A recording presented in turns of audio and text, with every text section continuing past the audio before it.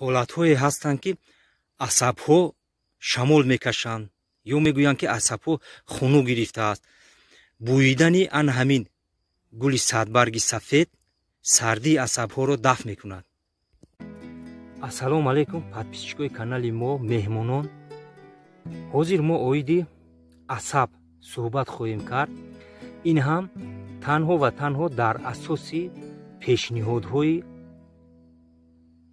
асосгузорони илми тиб пешниҳод карда мешавад. яъне мо аз худ чизеро илова намекунем, танҳо дар асоси ан ҳамон пешниҳодҳои санҷидашуда ин видеоро омода хоҳем кард. асаб ҷисми нармест, дар бадан нашикананда ва бековок. баъзеаш дароз ва баъзеаш паҳн аст, ки бо воситаи он сахтӣ, нармӣ, дуруштӣ, гармӣ, сардӣ ва дигар хусусиятҳои ашё дарёфта мешаванд. манбаи он мағзи сар ва ҳарумағз аст. бо воситаи асабҳо ҳис ва ҳаракати аъзои бадан идора карда мешаванд. пас чӣ бояд кард? яъне он давоҳое ки барои асаб пешниҳод карда мешаванд.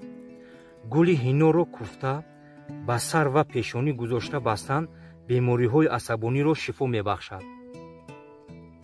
хӯрдани каме аз гӯшти ба тариқи дам пухтаи афӣ, ана ҳамон мори афӣ, дарди асабҳоро бартараф карда бемориҳои сарди асабониро давост. гули офтобпарастро куфта обашро гирифта 10 грамм аз он нӯшидан барои иллатҳои асаб давои хуб аст. гӯшти заргӯшро чунин пухтан лозим. онро дар латтаи тар печонида ва ё дар миёни гил дар қури оташ гур кардан лозим. ана ҳамин тариқ гӯшти пухтаи зардӯшро бо нӯшокиҳои туршмаза хӯрдан барои иллатҳои асабҳо нафъ мебахшад. ҳар рӯз 10 грамм гули бобунаро ҷӯшонида обашро бо асал ошомидан асабҳоро тақвият мебахшад. ҳар рӯз 2-3 грамм аз самари сарв куфта бо асал хӯрдан асабҳоро қавӣ мегардонад. кирми лойхӯракро ҳар рӯз нав ба нав куфта бандем барои реш ва ҷароҳати аъзои асабонӣ давои хуб ва таъсирбахш аст. гӯшти фохтакро пухта бо шӯрбояш хӯрдан бемориҳои сарди асабониро дафт мекунад. мурчро хӯрда гаштан асабҳоро тақвият мебахшад. инчунин барои иллатҳои асаб бисёр фоида дорад. ҳар рӯз 5 грамм занҷабили куфтаро бихӯрем, сардии асабҳоро дафт мекунад. пиёзаки наргисро куфта бо асал сиришта ба дардҳои кӯҳнаи асабҳо гузошта бастан шифо мебахшад. хӯрдани мош асаб ва узвҳои асабониро қавӣ мегардонад.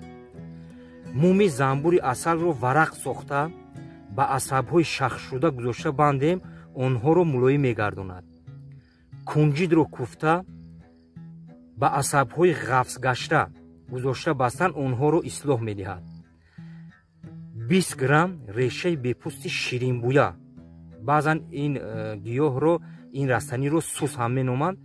анами 20 грамм решаи бепӯсти анами ширинбӯяро як шабонарӯз дар об тар карда намолида он обро бинӯшем, асабҳои баданро мустаҳкам карда бемориҳои асабро шифо мебахшад. боқӣ дар амони худованд бошед.